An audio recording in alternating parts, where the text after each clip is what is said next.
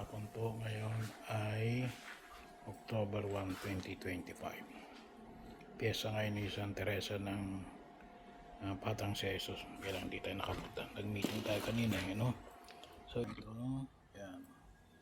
Ito daw ay pwedeng gawing parang lagayan ng ano? Lagayan ng ito. Lagayan ng tawag ito ng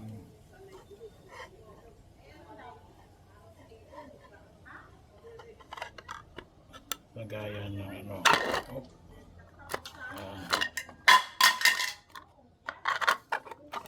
parang ganito. Pwedeng i-design na lang maghahawak eh, no? Pwedeng i-design ng ganito. So pwede siyang yan. Pero tumala ko rito, dito ko ilagay. Pwede siyang ano, pwede siyang pwede ko pa itong palakihin eh. Kailangan ko pong ilalagay ko siya rito. O pwede rin ng mas malaki, ano? Okay lang na mas malaki, kailangan medyo susobra siya. So medyo may konti siyang ganon. Kung lalakihan ko pa, pwede naman kasi medyo magkaganon na siya. Tingnan ko lang kung madali ba itong, kung kasi ang hirap ano eh, hirap magbutas eh, hirap mag drill, no? Sa mga luma. Pero pwede gusto ko ito, yan. So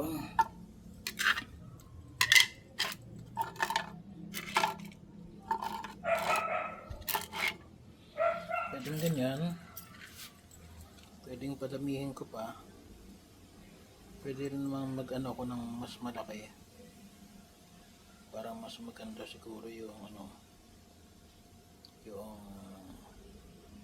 cover. Mas maganda yung pwede mailagay na halaman. O kung ganyan lang yung maximum bed na pwedeng ilagay, mag-iisip pa mas maganda. Yan. So pwede itong gamitin ito ano eh, lagayan ito ng mga kung anong pwede mong ilagay dyan, diba? Mga holy oil,